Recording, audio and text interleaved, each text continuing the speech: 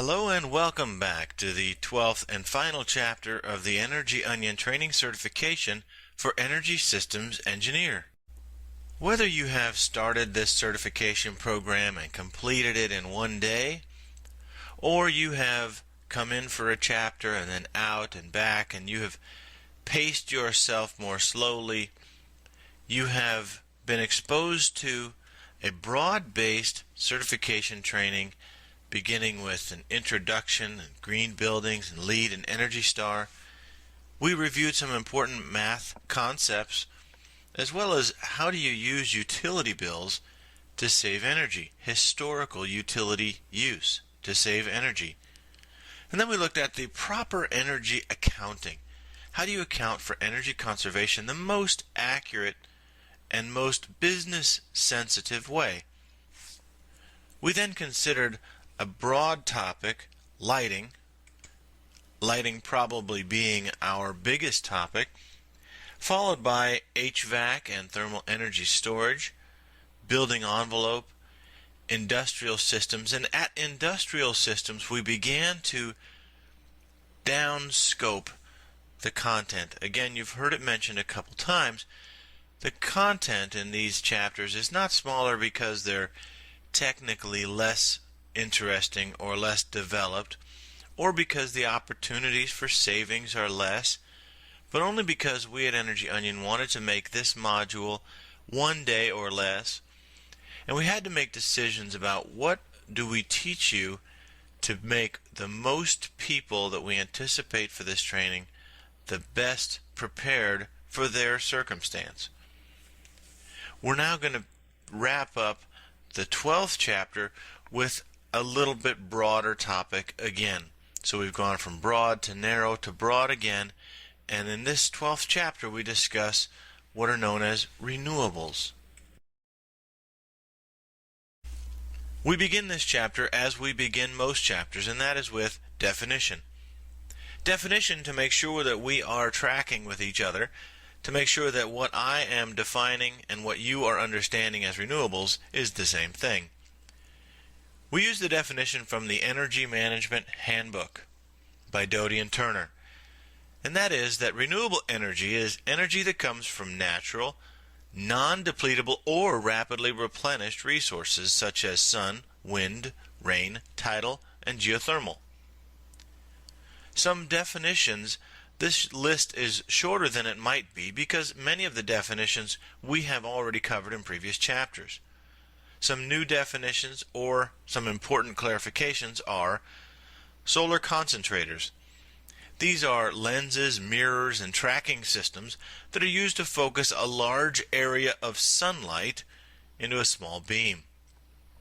They're often used to heat water, which is used for steam turbine and steam turbine electricity generation. Passive solar is the process by which solar energy is used without generating mechanical work or electricity. It is the heating of a space, for example, in the southern elevation in the winter, or heating solar hot water. Photovoltaic is the process whereby sunlight is converted directly into electricity. Heat is not what is converted, and typically heat is detrimental to the conversion process. A semiconductor, we have seen this before, is matter that can be made to conduct electricity. Normally it doesn't like to, but it can. We'll then look at a context of renewable energy and consider the EPA classifications or categories for renewable energy.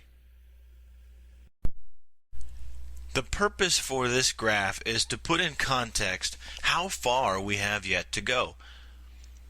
You might think here in the United States that we're making great strides toward renewable energy resources. But here is a point of context. By year, the total terawatts of electricity generated by coal, natural gas, nuclear, and other sources.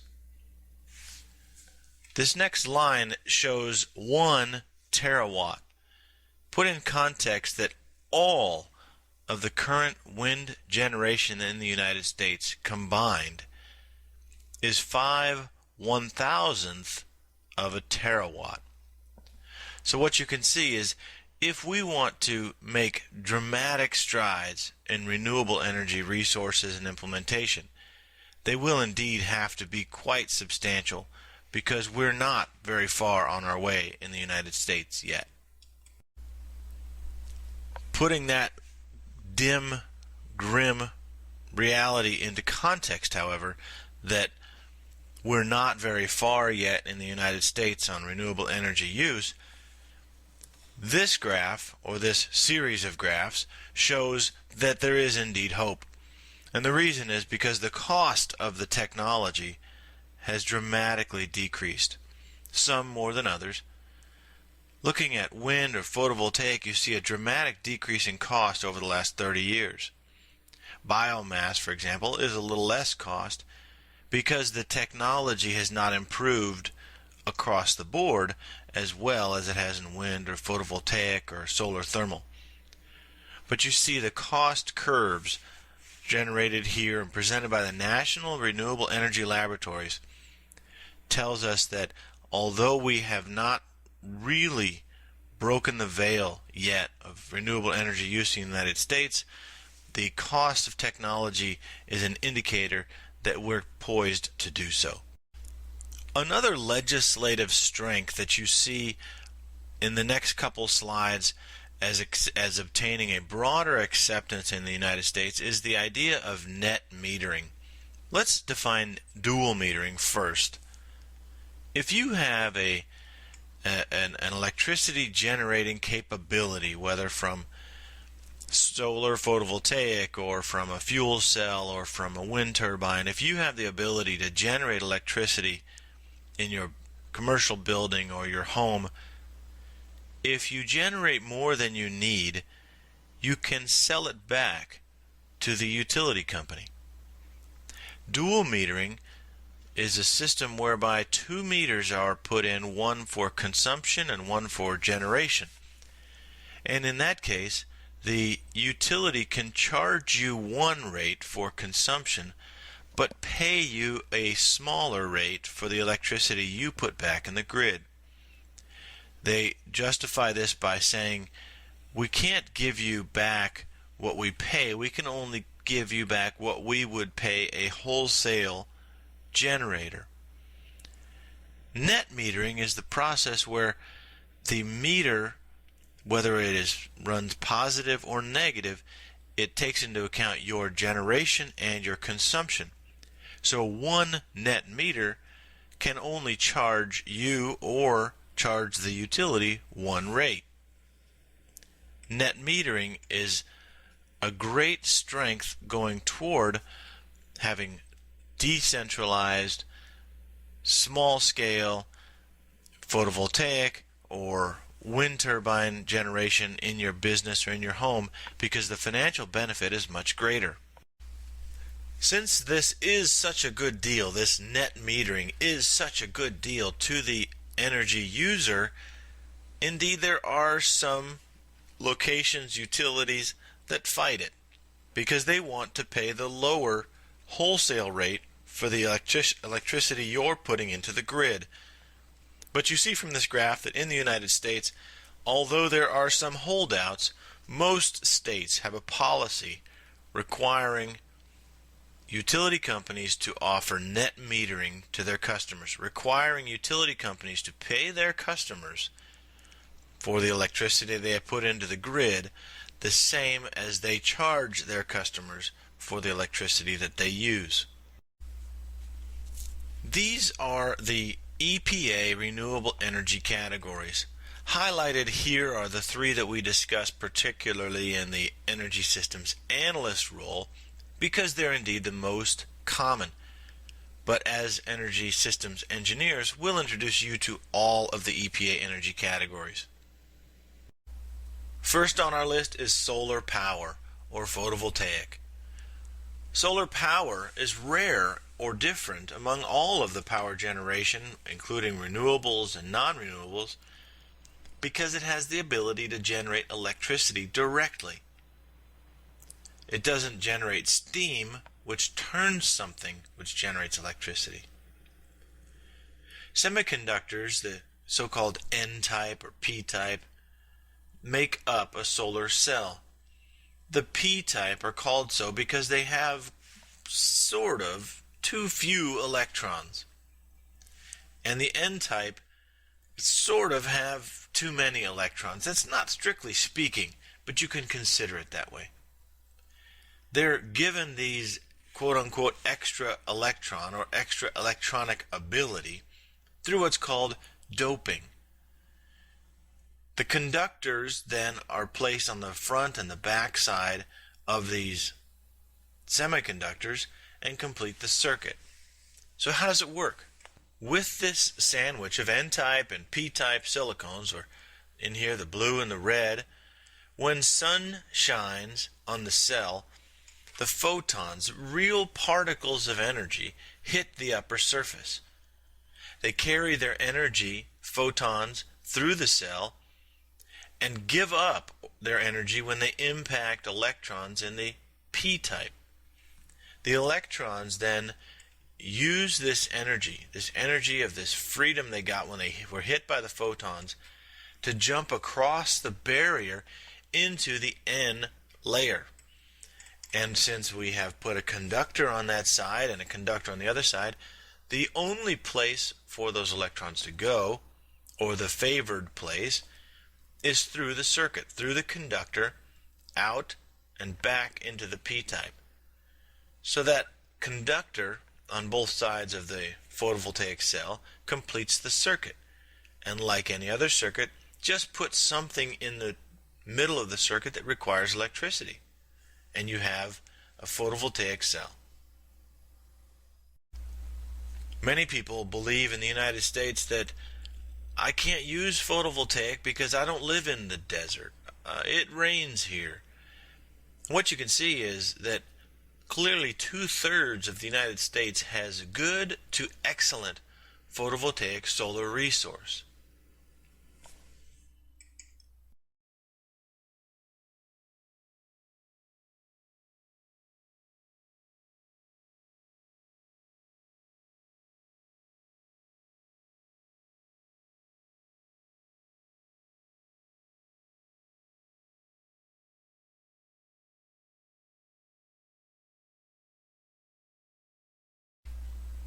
Our next topic is solar hot water, or also known as solar thermal. Unlike photovoltaic, solar thermal, or solar hot water, just uses the heat of the sun to heat something, in this case, water. Here are a couple configurations. On the left is a system that is all enclosed. It goes up on your roof, the reservoir is there, the tubes are there. It heats and stores the hot water in one system. On the right is a more complicated system where the sun is used to heat the hot water. These black tubes have within it the water, and that absorption causes the water to get hotter. The system below and the water tank and the timers and so forth are just to increase the efficiency of the system and to make sure things don't happen, like in the case of a night freeze. You don't want these pipes full of water. They could freeze and burst. Or at night where it's colder outside, you drain the water because you don't want the solar thermal system to be used to cool the water.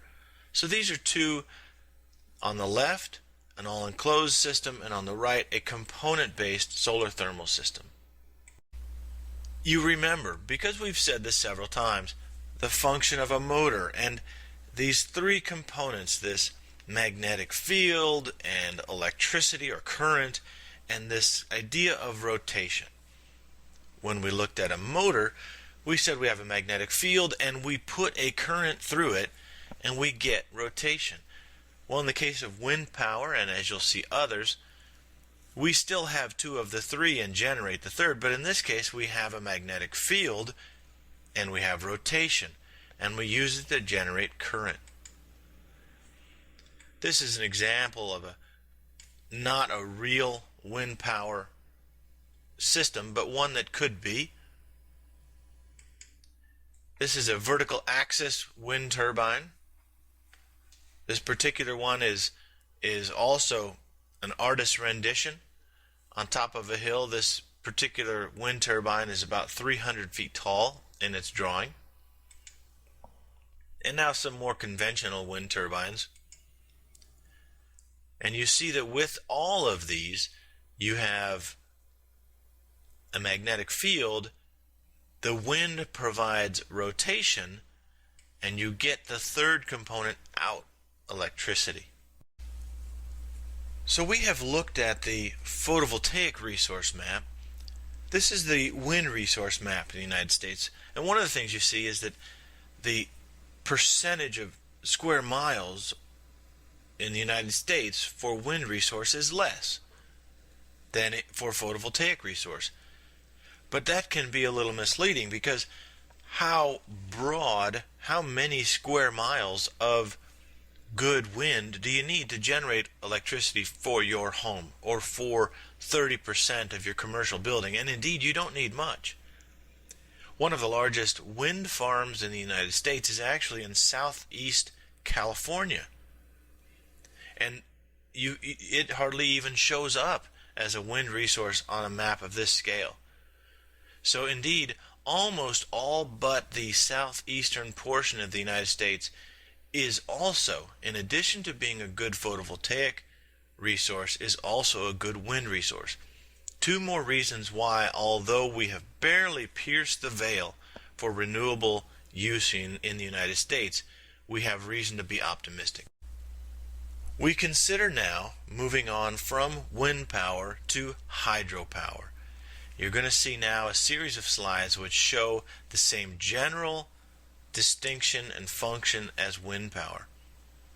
With wind power, you had wind blowing by a turbine that turned. In the case of hydropower, you use gravity and the flow of water to turn the turbine, which turns the generator. And in the generator is this: you have magnets or a magnetic field, and you have rotation, and you generate electricity. Remember, two of the three components.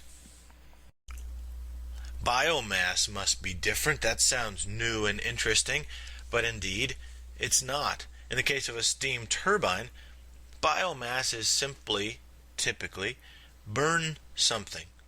When you burn that biomass, you heat water and you make steam.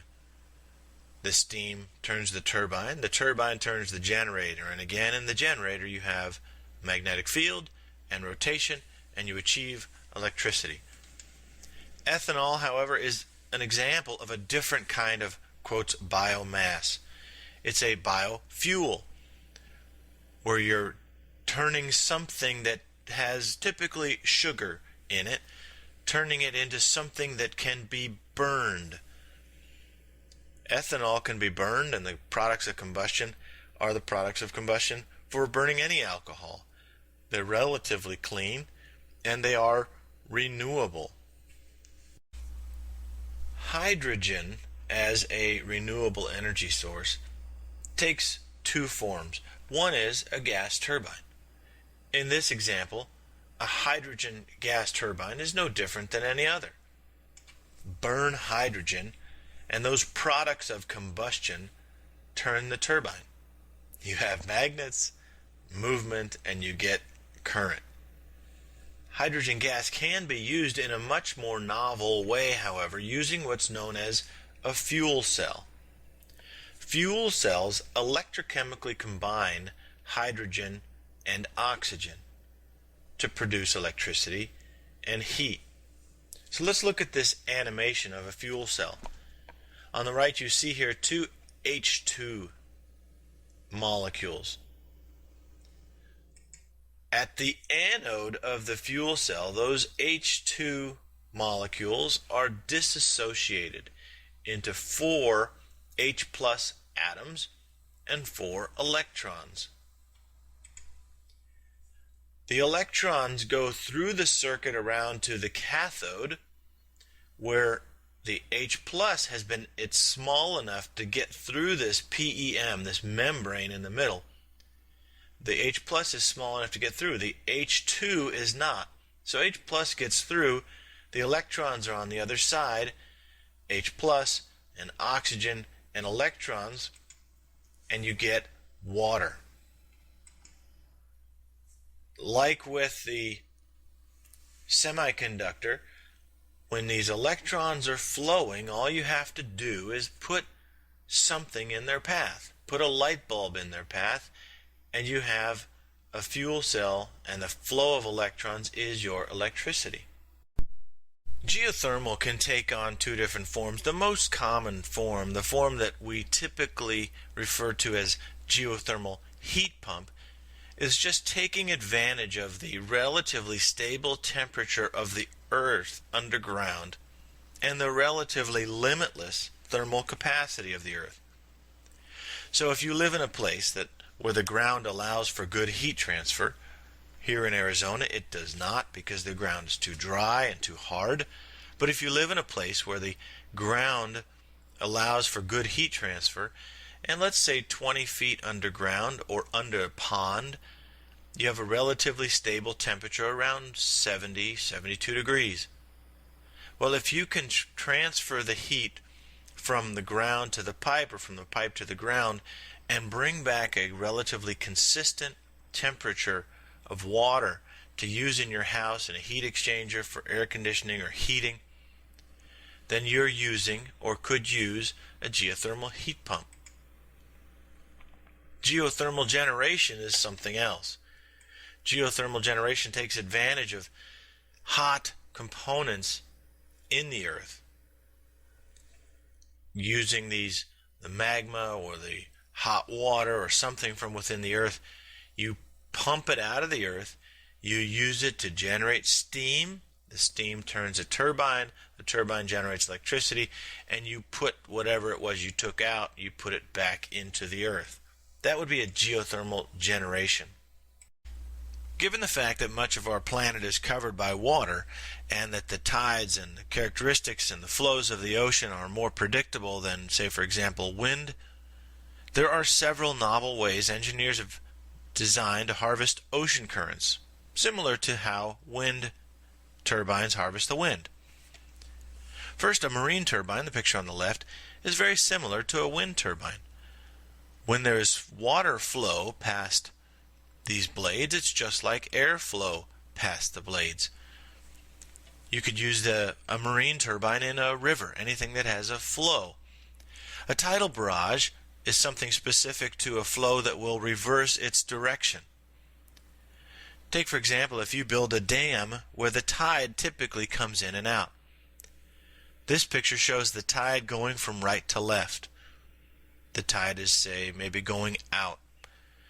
If you force that outgoing tide to pass through the turbine in the tunnel, you can force that water to create a rotation, and rotation along with magnetic field, and you get electricity.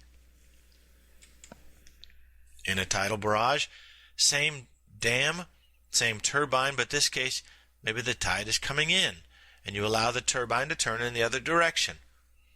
Same function, but unlike marine, where the flow is typically in one direction, tidal barrage is something that's built to accept a flow that every day reverses its direction. As we've considered the acceptance of renewable energy sources here in the United States, we have tried to paint a picture that it's not very good right now, but there are a lot of reasons to be hopeful. The purpose of this graph is to show that indeed some states in the United States have taken a much more proactive approach toward renewable energies. This graph shows for the top states their percentage of all of the United States renewable energy grid connection. How many megawatts are connected? How many megawatts of renewable energy are connected to the grid in their percentage of all of the United States? This is not percentage of the electricity generated. This is percentage of all of the renewable connected to the grid in the United States. And what you see is California by itself has nearly 70% of all of the renewable energy sources attached to the grid. As a quick summary for renewables, one of the most important topics we discussed was net metering, followed by a discussion of the renewable energy categories as classified by the Environmental Protection Agency, and showed that their projected cost of technology has gone down dramatically in the last 30 years. So we should see a shift into renewable energy sources here in the United States. We looked again at the similarities in electric motors and generators and how that functionality plays a role time and time again in renewable energies. And then lastly, we looked at renewable energy acceptance by states. For my audience in the United States, that is a challenge to those outside of California to get in the game, to be involved in renewable energy acceptance. To summarize where we've come so far, let's look at this grid again of the Energy Onion modules.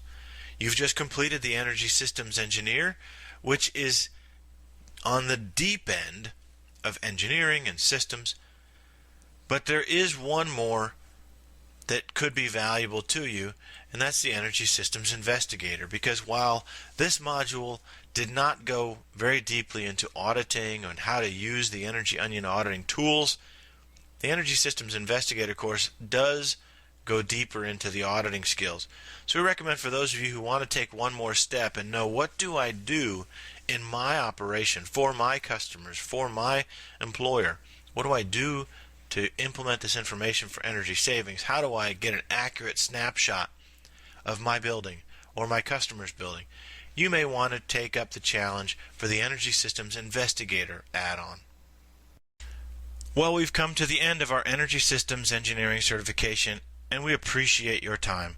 Whether you've endured through 7 hours straight or you've been able to leave and come back to the training several times, either way you should be congratulated for your effort. Upon successful completion of the chapters and quizzes, you will receive your certification by email. If you have any questions or comments for us, please don't hesitate to contact us. Just go to www.energyonion.com. Thank you, and God bless.